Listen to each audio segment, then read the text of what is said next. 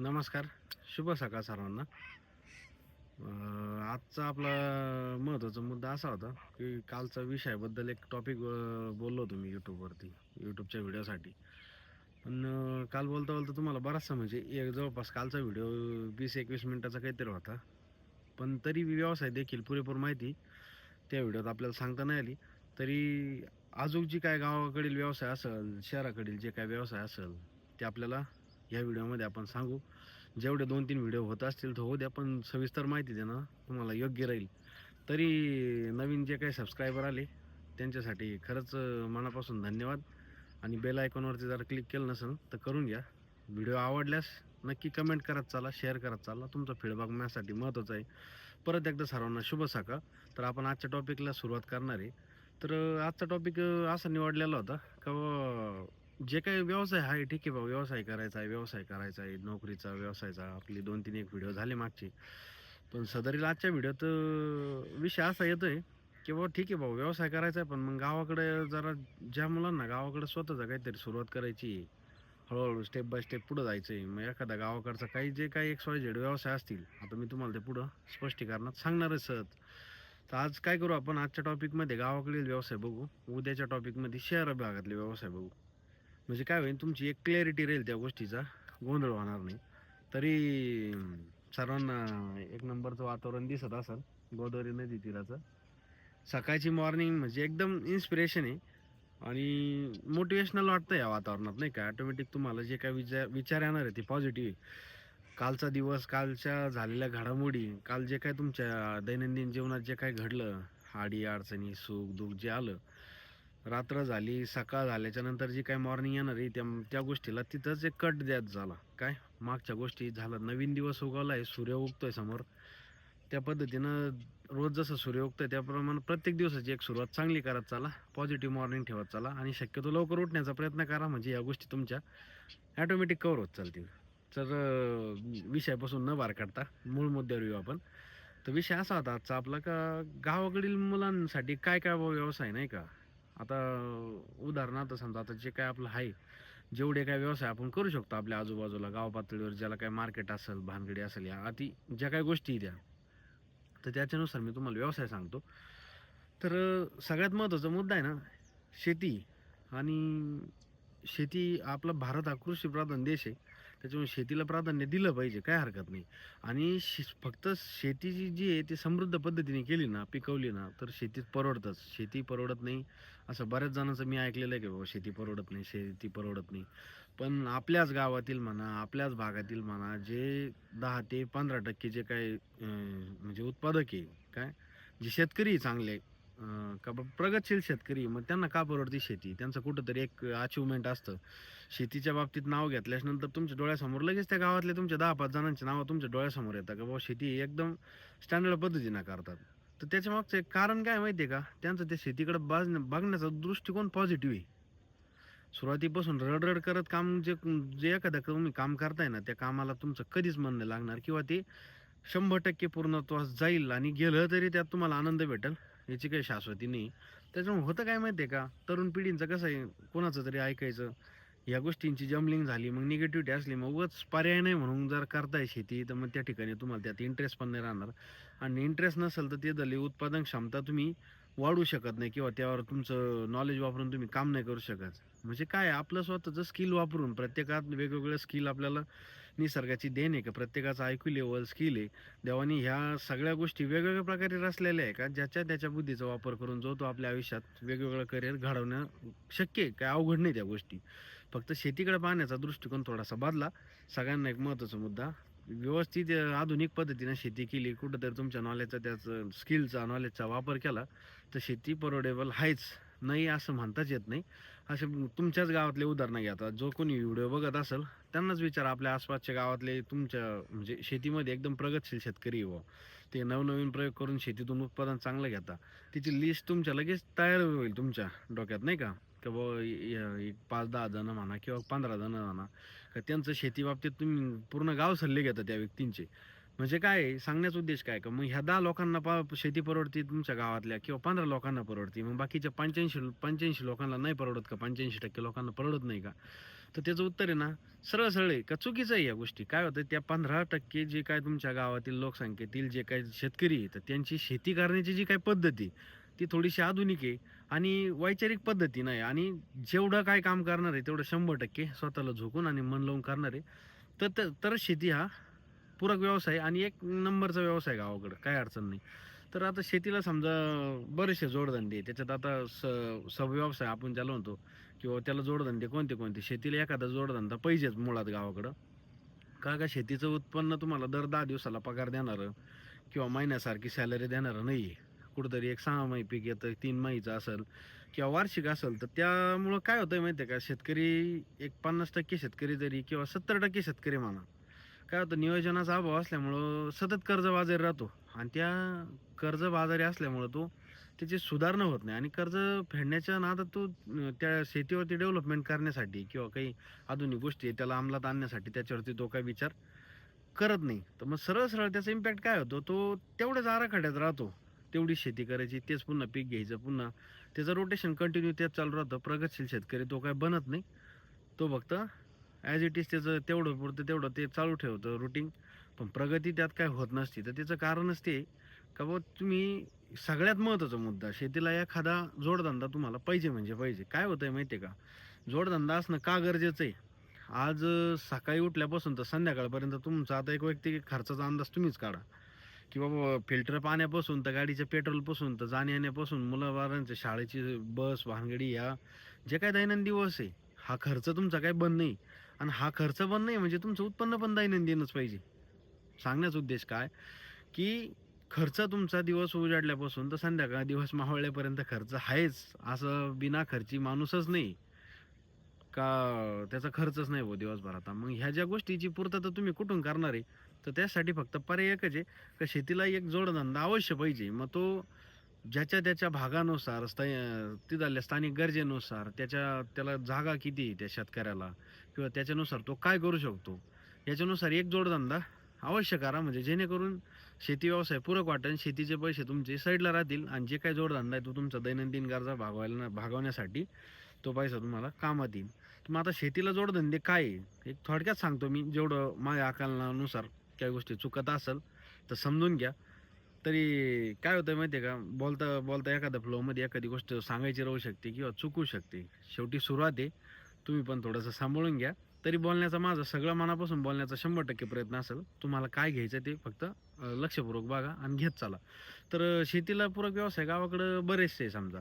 आता नदी तीरावर जर एखाद्याची शेती असेल, तर तो तिथल्या तिथं नदी तीरावर असेल किंवा पाणी कंटिन्यू त्याला, तर तो फळभाज्या करू शकतो नाही का, पालेभाज्या करू शकतो, फळशेती करू शकतो त्याला जोडधंदा. आणि आपल्या आसपासचं जे काही मार्केट आहे तिथं तो विक्री जर असेल तर दैनंदिन तुम्हाला इन्कम त्यातून चालू राहणार आहे. समजा एखाद्याकडे शेती पण त्या तुलनेत पाहिजे. नाहीतर शेती छोटीशी एकरभर किंवा अर्धा एकर क्षेत्र आहे बुवा त्या शेतकऱ्याला. मग त्याने बाकी पिकं घ्यायचे का भाजीपाला करायचा हा बी प्रश्न परत येतो. तरी एक महत्त्वाचा मुद्दा काय, ज्या शेतकऱ्याला सध्या 2-5 एकर शेती आहे सरसरी, का 2-3 एकरपेक्षा जास्त आहे, त्यांनी नियोजनच असं करा की बाबा पीक पद्धती एकीकडं ऊस झाला, कापूस झाला, गहू झाला, जे काही पिकं घेताय तुम्ही, ज्याचं उत्पन्न 6 महिने, 3 महिने, वार्षिक आहे. ह्या उत्पन्नाला त्या आर्थिक नियोजनाला धक्का न लावता त्याला सोबत एक पालेभाज्या असेल किंवा आपण ज्याला म्हणतो त्याच तुमच्या त्या राहिलेल्या रानात असन. समजा शेळी पालन करू शकता तुम्ही, कुक्कुटपालन करू शकता, दुग्ध व्यवसाय करू शकता. ह्या ज्या गरजा आहे काय, आजूबाजूचे जे काही छोटेफार त्याला निगडीत व्यवसाय ते तुम्ही तुमच्या त्या आहे त्याच प्लॅटफॉर्मवरती राहून तुमच्या त्याच जागेत तुम्ही ते व्यवस्थितरित्या करू शकता. आता तरुण मुलांना एक सगळ्यात एक मोठं आव्हान आहे शेती बाबतीत माझं. आता मी छोटासा एक प्रयोग केला आहे एक 4-5 गुंठ्यात, की बाबा गंमत अशी झाली आजच्या हल्लीच्या काळात तुम्ही जे मार्केटला भाजीपाला घेताय, तो सगळा रासायनिक खताचा अतिवापर करून पिकवलेला आहे. कोथिंबीर भेटती, तिचा सुगंध येणार नाही. गावरान असेल तर तिचा सुगंध येतोच, हे नक्कीच आहे. आणि जे काही गावरान आहे त्याची क्वांटिटी कमी, उत्पादन क्षमता असल्यामुळं लोकांचा कल कसा झालाय, उत्पादन जादा कडू जादा पैसे मिळणार, उत्पादन जादा कडू जादा पैसे मिळणार. पण ह्या पैसे कमवण्याच्या नादात कुठेतरी आपण आपली पुढली पिढी खराब करतोय याचं पण थोडीशी नोंद घ्या. काय होतंय माहिती आहे का? आज ठीक आहे गावरान, आता तुम्ही मला परत प्रश्न राहील तुमचा, की गावरान परवडतच नाही बुवा आजच्या काळात. तुम्ही कसं सांगणार की बाबा गावरान परवडतंय, मग उत्पादन क्षमता कमी असल्यास नंतर नफा काय राहणार आहे, मग खर्च कसा जाईल. अहो विषय सरळ सरळ आहे. तुम्ही लोकांना पटवून द्या तुमच्याकडे ते गावरान आहे. काय हायब्रिडपेक्षा आज गावरान घेणारे गावरान किंवा ओरिजिनल तुमचं जे काय आहे सेंद्रिय खतावर आपण ज्याला म्हणतो ऑर्गॅनिक शेती ज्याला म्हणतो का आपण, ऑर्गॅनिक फार्मिंग, तर त्यात पिकवलेलं आहे. फक्त तुम्हाला ते जगाला स्पष्ट करून दाखवता आलं पाहिजे. ते म्हणजे घेण्यासाठी लोक भरपूर आहेत आज. आज ओरिजिनल गावरान तुपाची रिक्वायरमेंट आहे मार्केटला. काय आज ओरिजिनल भाजीपाला जर तुम्ही पिकवताय ऑर्गॅनिक फार्मिंग आपण ज्याला म्हणतो त्या पद्धतीने जर पिकवता येतं त्याची खूप मार्केटिंग आहे. आता मी एक माझं छोटंसं उदाहरण सांगतो. आज मी तुम्हाला सांगतोय पण मी तुझी स्वतः कृती करून राहिलो. आता एक 15 दिवस झाले.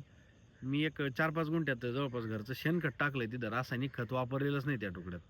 रासायनिक खताचा वापर न करता पूर्णपणे ऑर्गॅनिक फार्मिंग करण्याचा माझा प्रयत्न आहे. आज त्याच्यावर फवारणी सुद्धा मी केलेली नाही. तर त्या 5 गुंठ्यात घरापुरतं आणि घराचं उरल्याच्या नंतर आपण प्लांटवरती डेअरीवर जसं आता हात विक्रीन दूध विकतं तसं त्याप्रमाणे भाजीपाला ठेवता येईल. हा महत्त्वाचा हेतू आहे त्याच्या मागं.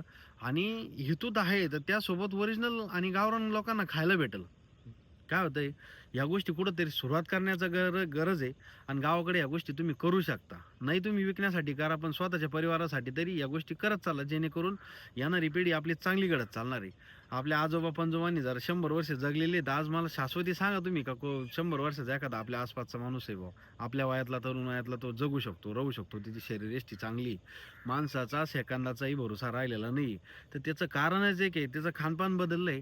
आणि रासायनिक शेतीचे ह्या उत्पादन क्षमतेमुळे आहे ना, तर त्यात पाहिजे तेवढा कस नाही. आज कोथिंबीर तुमच्या घरात कापल्याच्या नंतर तर तिचा वास जो येणार आहे तो वास संपलेला आहे आज. रासायनिक जे काही खतावर पिकवलेली कोथिंबीर आहे तिचा वास येऊच शकत नाही. मग त्यासाठी पर्याय काय, का ऑर्गॅनिक फार्मिंग करण्याचा थोडाफार का होईना सुरुवात तर करा, काय हरकत नाही.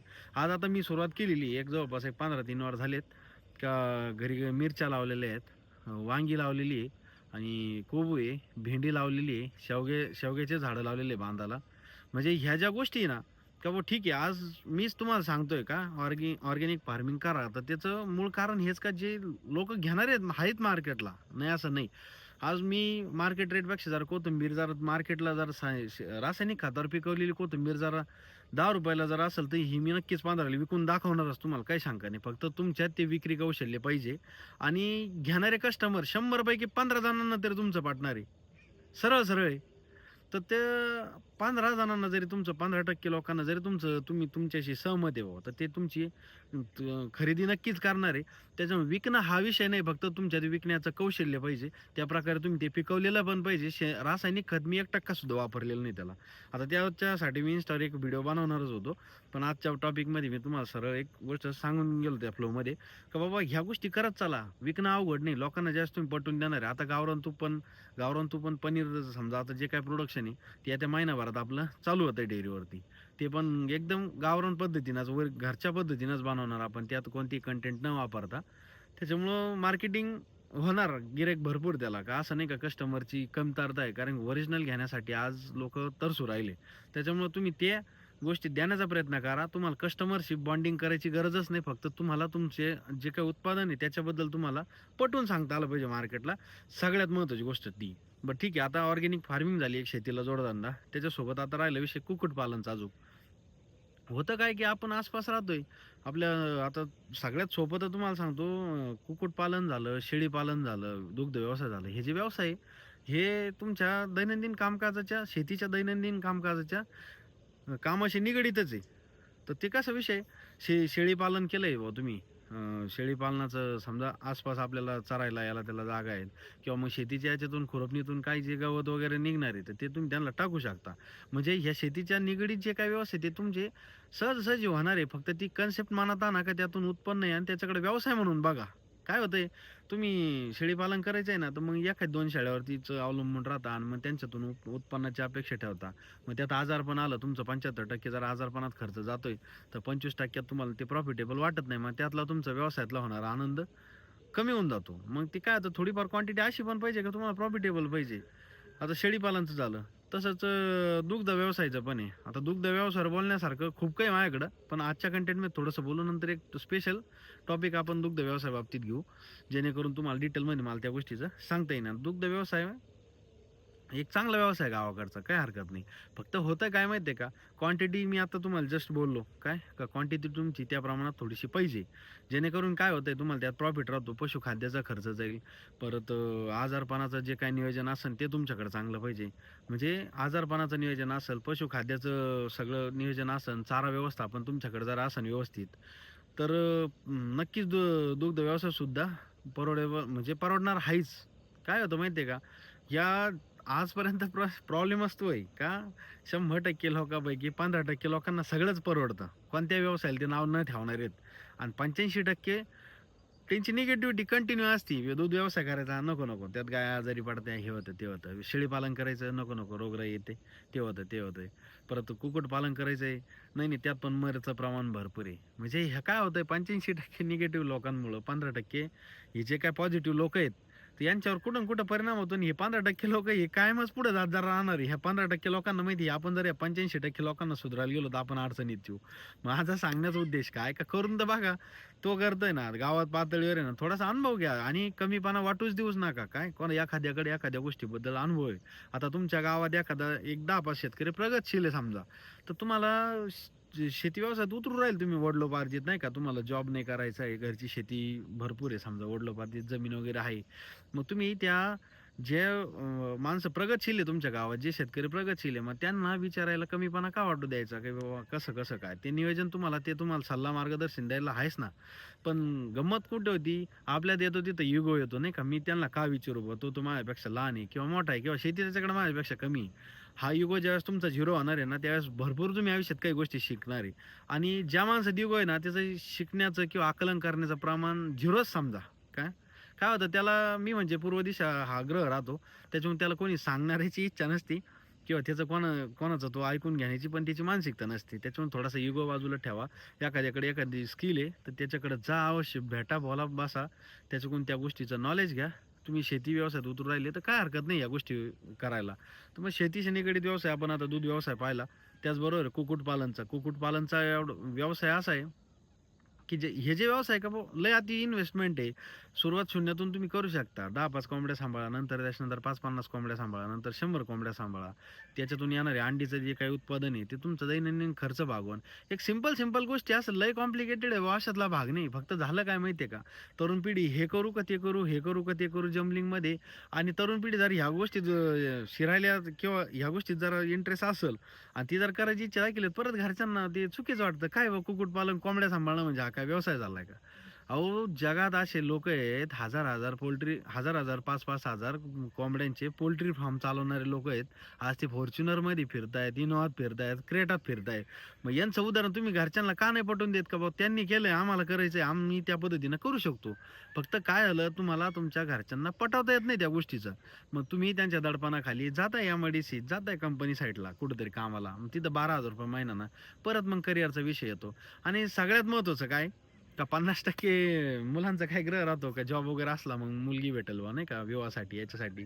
पण मी या मताचा आहे का, स्वतःचं कर्तृत्व करून दाखवा सिद्ध. फोर व्हीलरमध्ये फिरा, ज्यावेळेस फिरताल त्याच वेळेस लग्नाची तयारी ठेवा आणि करिअरसाठी आधी करिअरला प्राधान्य द्या, नंतर या गोष्टीकडे लक्ष द्या.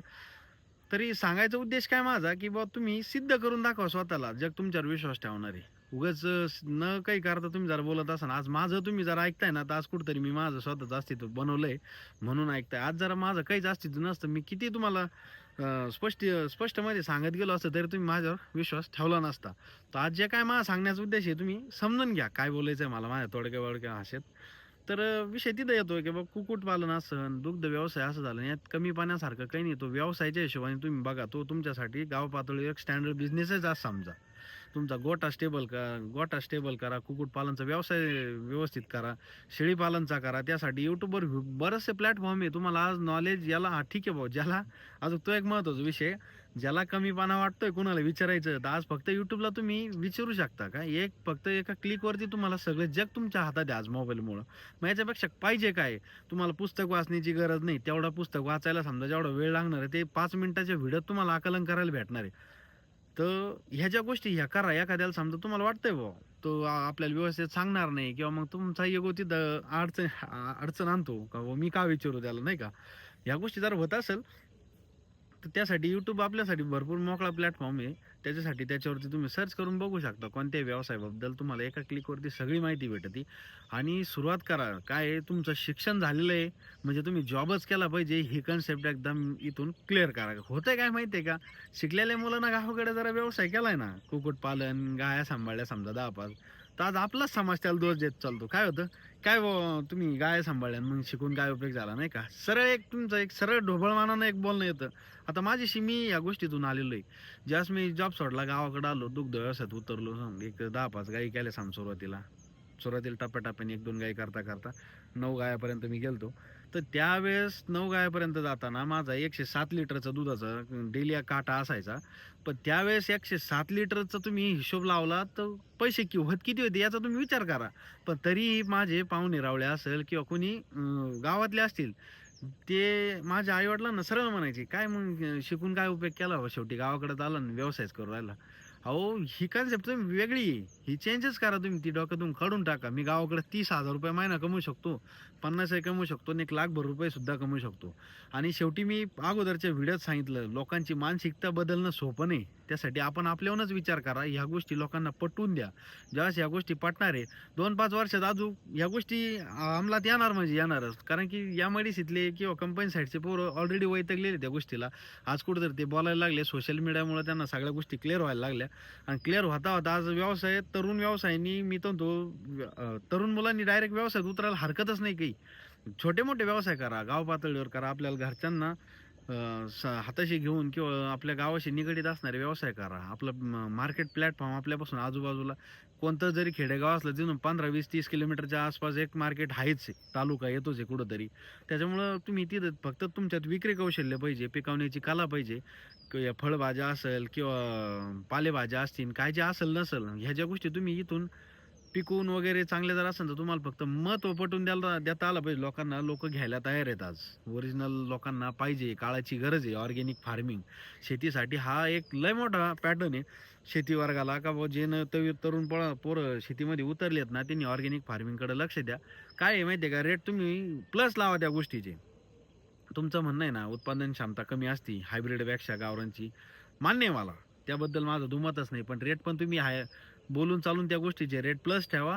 देणारच आहेत तुम्हाला. असं होणारच नाही का बा तुमचा माल विकणार नाही आणि अडचणीत येतात तुम्ही, असं होणार नाही. त्याच्यामुळे छोटीशी सुरुवात करा व्यवसायासाठी. मग तो दुग्ध व्यवसाय असेल किंवा पालेभाज्याचा असेल, मी बोललो त्या पद्धतीनं शेळीपालन असेल किंवा कुक्कुटपालन असेल किंवा आता जे काय नदीच्या कडाला समजा आहे, आता समजा जे काय आपण ज्याला म्हणतो कार समाज वगैरे असा यांचा मच्छीमारीचा जो काय व्यवसाय आहे, तर तो बी एक व्यवसायच आहे. त्याला म्हणजे एक वेगळ्या दृष्टिकोनातून बघण्याची गरजच नाही. व्यवसायाला व्यवसाय म्हणायला तुम्हाला काय हरकत आहे. फक्त प्रॉब्लेम काय झालाय, आज गावाकडचे लोक ना ह्या गोष्टीला व्यवसाय मानायला तयार नाही. ते फक्त एक जस्ट त्यांना असं बर्डन वाटतं त्या गोष्टीचं. मग त्यांचं आपल्या मुलांकडे बघण्याचा दृष्टिकोन वेगळा झालाय. जर 2-5 गाया सांभाळत होते त्याच्याकडे पाहण्याचा दृष्टिकोन वेगळा आहे. सगळ्यात महत्त्वाचं, सगळ्यांना एक हात जोडून विनंती, काय होतं कुठंतरी गळचेपी करण्यापेक्षा मोकळं व्हा, व्हा. व्यक्त झाल्याच्या नंतर घरच्यांना त्या गोष्टी पटवून द्या.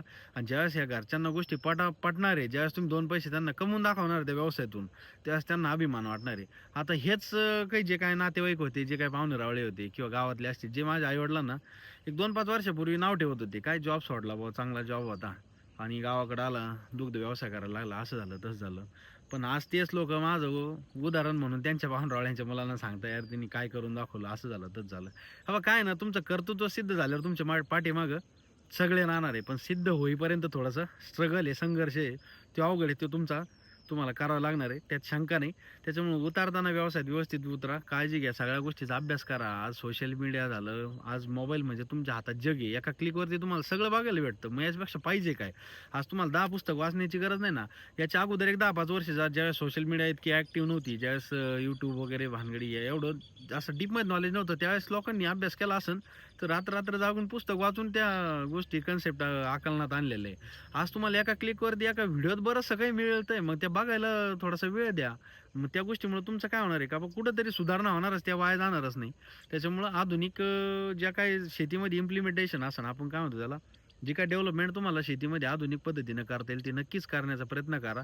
2 गोष्टी शिका यूट्यूबवरनं, इकडनं तिकडनं.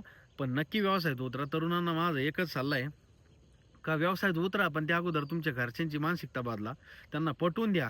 काय कुठंतरी एखादा जो काय त्या फील्डमध्ये सक्सेस झालेला माणूस आहे त्यांनी कसं केलं त्याचा एकदा पूर्ण बायोग्राफीचा अभ्यास करा, तो घरच्यांना पटवून द्या. सुरुवात थोडीशी करा. काय होतंय माहिती आहे का, कधी कधी कोणाचं म्हणजे आर्थिक भांडवल आहे, मग लगेच त्यांनी अतिरेक केलेलं जमत नाही, नाही का. एखाद्याकडे समजा म्हणजे अतिरिक्त भांडवल आहे भाऊ, घरची आर्थिक परिस्थिती सबळ आहे, मग त्याने लगेच वन टाइम दुग्ध व्यवसायात उतरला आणि एक 20-30 गाय घातल्या ना, तर शेवटी अनुभव व्यवसायाचा लय मोठा पाठिंबा आहे. त्याच्यामुळं अनुभव आल्याशिवाय तुम्ही व्यवसाय वाढवायचा प्रयत्न करू नका. जरी तुमच्याकडे आर्थिक परिस्थिती, घरच्यांची परिस्थिती चांगली आहे, आज तुमच्याकडे 2 पैसे जास्त आहे, लगेच तुम्ही एंट्री मारताना असं करूच नका की 10-20 गाय घातल्या लगेच दुग्ध व्यवसाय चालू केला. असं होत नाही. सुरुवात शून्यातून करा, जेणेकरून जरी तुमचं भांडवल चांगलं आहे, बॅकग्राऊंड तुमचं आर्थिक चांगलं आहे, तरी शून्यात सुरुवातून करा. याचं कारणच माझं काय आहे सांगणं, का एक एक स्टेप नंतर तुम्हाला जे काही शिकायला मिळणार आहे आणि जो काही संघर्ष आहे, ज्यातून तुम्ही स्वतः जो काही अभ्यास करणार आहे, तो अभ्यास कुठं तुम्हाला मार्केटला सांगितला जात नाही, कुठंच नाही. त्याच्यामुळे हळूहळू जे येणार नॉलेज आहे ते दीर्घकाळासाठी राहणार आहे. आज मी ज्या ह्या गोष्टी बोलतोय ना, तर याचा कुठंतरी माझा अनुभव असणारच नाही. एक 10-5% होईना अनुभव आहे मला या गोष्टीचा. मग मला आज ते तळतळून तुम्हाला सांगायची गरजच ही आहे का बाबा, काय होतंय माहिती आहे का, तरुण पिढी मग घरच्यांचं बॅकग्राऊंड आता माझ्या आसपासचे बरेचसे उदाहरणं पाहतो, कॉलेज झालेले बिझनेस नाही का, स्कीमवर काय भेटतंय, एखाद्या बँकेचं सहकार्य भेटतंय, घरच्यांची सहकार्य भेटतंय, मग तो जॉबला न जाता मग स्वतःच्या व्यवसायात उतरला. हा उतरला, पण तो 1-2 वर्षात फ्लॉप झाला का, अनुभवाचा त्याला अभाव होता. मग हा अनुभव कधी येणार आहे, ज्यावेळेस तुम्ही त्यात स्वतः काम करणार आहे, ज्यावेळेस तुमचे 1-2 वर्ष त्या व्यवसायात जाणार आहे, मग त्याच वेळेस तुमच्याशी तो अनुभव येणार आहे. मग त्या गाया जगवायच्या कशा, चारा व्यवस्थापन कसं, आता ह्या बऱ्याचशा गोष्टी त्याचा अभ्यास झाल्याशिवाय तुम्ही या एंट्री व्यवसायात पुरेपूरपणे करू नका. सगळ्यांना हात जोडून विनंती आहे. तरी आजच्या व्हिडिओपर्यंत आपण इथं थांबून घेऊ. व्यवसायाबद्दल अजून 2-3 व्हिडिओ राहील का, जे एकदम मोकळेपणाने मी बोलणार आहे. तुम्हाला फक्त तुम्ही तुमच्या भाषेत तुम्हाला जसं कळेल त्या पद्धतीनं समजून घेण्याचा प्रयत्न करा, मला जे काय सांगायचं आहे ते. तरी सर्वांना परत एकदा धन्यवाद. का सबस्क्रायबर भरपूर रिस्पॉन्स आहे मला, आणि कॉल पण येत आहे वैयक्तिक, का कोणत्या टॉपिकवर काय सजेस्ट करायचे, कोणाला काय करायचे का. तरी त्याबद्दल मला तुम्हाला एक विनंती आहे, का कोणाचे काही प्रश्न असेल ना, तर मला कमेंटमध्ये विचारित चला किंवा पर्सनली एक कॉल करत चला, जेणेकरून माझ्याकडून जेवढं होईल तोडक्या मोडक्या माझ्या भाषेत तेवढा माझा तुम्हाला सांगण्याचा प्रयत्न असेल. तरी सर्वांना परत एकदा शुभ सकाळ. जे काही व्हिडिओ आता जे काही नवीन सबस्क्रायबर आलेले आहे, जे बघत असतील, त्यांनी बेल आयकॉनवरती अजून जर क्लिक केलेलं नसेल तर क्लिक करून घ्या, म्हणजे जे रोजचा एक जो नवीन नवीन व्हिडिओ येणार आहे तो तुम्हाला नक्कीच पाहायला भेटेल, त्यात काही शंका नाही. आणि सगळे व्हिडिओ इंटरेस्टिंगच असणार. जो की पहिल्यापासून सुरुवातीला पाहायला लागल्यास नंतर शेवटपर्यंत बघितल्याशिवाय तुम्ही जाणार नाही, हे तेवढंच खरं. कारण बऱ्याच जणांचं मला कॉलमध्ये फीडबॅकमध्ये सांगितलं त्यांनी, का बाबा व्हिडिओ खरंच चांगला बनवत आहे, शेवटपर्यंत आम्ही बघतोय म्हणलो, असेच बनवत चाला. याच्यात काही बदल वाटला तर मला सांगत चला. तुमचा फीडबॅक माझ्यासाठी खूप मोलाचा राहतो. काय होतं, कुठं कधीतरी तुमच्या फीडबॅकमुळे मला त्यात आणखीन डेव्हलपमेंट करण्याला चान्स भेटतो, की बाबा कॅमेरा अँगलचा विषय असेल, बॅकग्राऊंडचा असेल, नॉईज क्लिअरन्स असेल, किंवा आय कॉन्टॅक्ट असेल, ह्या ज्या गोष्टी ना हळूहळू आपण त्या डेव्हलप करत आतापर्यंत आलेलोच आहे. यापुढेही करू, काही असेल तर मला नक्की कळत चला. नाही कमेंटमध्ये करायचं आहे तुम्हाला, यूट्यूबमध्ये कमेंट करायला वाटतंय का बाबा पब्लिक समोर नको कमेंट आणणं करायला, ते एक वैयक्तिकरित्या मला फोन करा, सांगा, एक कमेंट करा, किंवा आपण त्यात काय बदल करायला पाहिजे, किंवा पुढचे टॉपिक कोणते कोणते घेत चालू हे पण तुम्ही मला सजेस्ट करा. आज काळानुसार तुम्हाला काय गरज आहे ते महत्त्वाचं आहे. जेवढं माझ्याकडं आहे मी तेवढं तुम्हाला देण्याचा प्रयत्न करत राहणार आहे. आणि बोलता बोलता ह्या बोलण्याच्या ओघात जर एखादी चूक होत असेल तर ती पदरात घेत चला, सगळ्यात महत्त्वाचं. आणि सगळ्या तरुणांना माझं एक आव्हान आहे व्यवसायाबद्दल, का सगळे व्हिडिओ बघा तुम्ही, म्हणजे कुठंतरी मला ॲक्च्युअलमध्ये काय सांगायचं आहे, प्रत्येक व्हिडिओची लिंक व्हॉट्सअपला टाकलेली असते, इन्स्टाला टाकलेली असते, जेणेकरून तुम्ही माझा प्रत्येक व्हिडिओ बघावा. माझी एक विनंती आहे तुम्हाला, का माझा प्रत्येक व्हिडिओ एकमेकाच्या रिलेटेड बनवलेलं आहे मी आतापर्यंत. मागच्याचं रिलेशन ह्या व्हिडिओमध्ये आणि ह्या व्हिडिओचं रिलेशन पुढल्या व्हिडिओमध्ये राहणार आहे. त्याच्यामुळे ज्या एखादा व्हिडिओ बघून तुमचं क्लिअर नाही होणार माइंडसेट, त्याच्यासाठी सगळे व्हिडिओ बघण्याचा प्रयत्न असू द्या. शेवटपर्यंत व्हिडिओ नक्की बघत चला, जेणेकरून तुम्हाला मला काय बोलायचं आहे ते सगळ्या गोष्टी क्लिअर होत जाईल. सर्वांचे परत एकदा मनापासून धन्यवाद. शुभ सकाळ. जय हिंद, जय महाराष्ट्र.